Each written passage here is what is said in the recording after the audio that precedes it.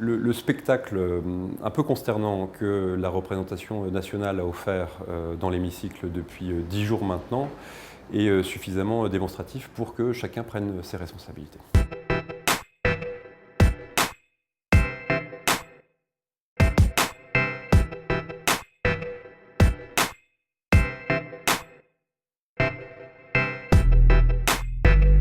On en sort en respectant les outils constitutionnels, c'est-à-dire que moi je ne mets pas en cause le fait que les oppositions puissent s'opposer, notamment dans le combat qu'ils mènent d'obstruction depuis plusieurs jours maintenant.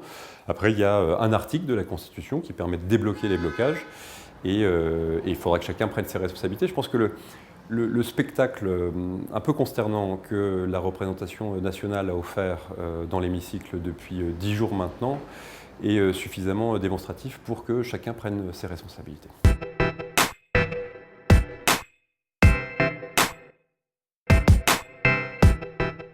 Ça, seul le Premier ministre peut le dire.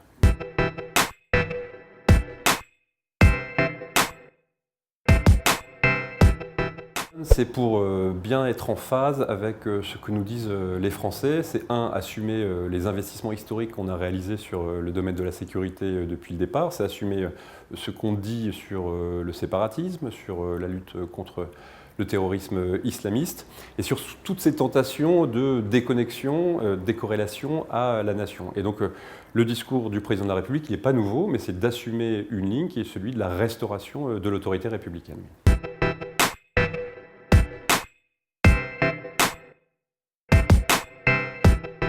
Je leur répondrai qu'il ne faut pas qu'on tombe dans le même piège que le Parti socialiste d'Olivier Faure, c'est-à-dire de ne se parler qu'à soi. Il faut échanger avec l'ensemble des Français, bien les écouter. Et moi, c'est une forme de déconnexion totale et de décalage entre le discours de certains élus socialistes et la réalité vécue et perçue par les Français qui, à mon sens, nourrit le terreau de l'extrême droite. Il faut parler de tous les sujets à tout le monde.